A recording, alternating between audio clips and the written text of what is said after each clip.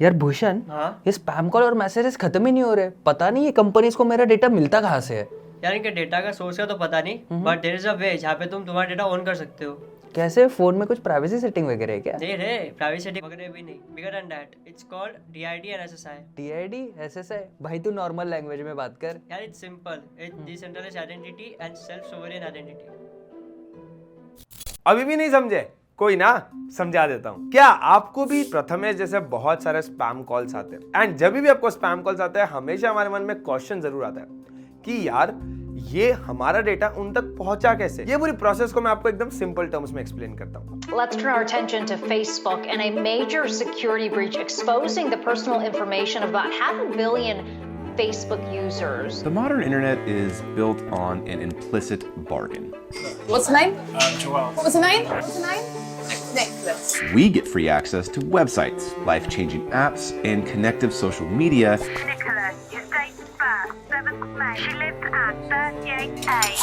And in exchange, companies collect our data to sell to advertisers. You know I'm Christian as well. Oh yeah, we know everything about you, Martin. If you are not paying for it, you're not the customer. You're the product being sold.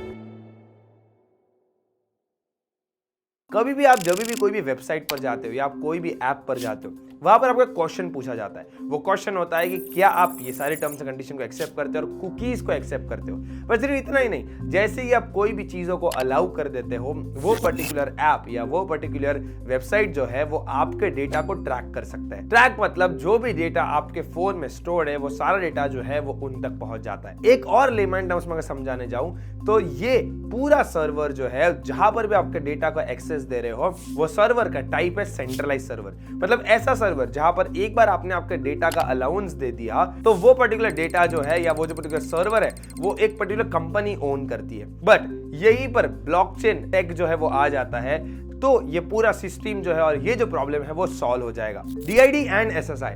DID which means decentralized identity and SSI means self sovereign identity। अब होगा ये that जहां पर मैंने आपको explain किया था कि एक सेंट्रलाइज सर्वर होता है जहां पर एक पर्टिकुलर कंपनी जो है उस सर्वर को ओन करती है, वहीं पर DID एंड SSI वाले कंसेप्ट अगर आ जाते हैं तो वहां पर ये जो सर्वर है वो डिसेंट्रलाइज हो जाएगा। मतलब कोई एक पर्टिकुलर कंपनी जो है वो उस पर्टिकुलर सर्वर को ओन नहीं कर पाएगी। मतलब जो भी डेटा आप शेयर करोगे या आप जो भी चीजें आपका डेटा अवेलेबल होगा वो आपके कंसेंट के बिना अवेलेबल नहीं हो पाएगा या कोई उसे यूज नहीं कर पाएगा।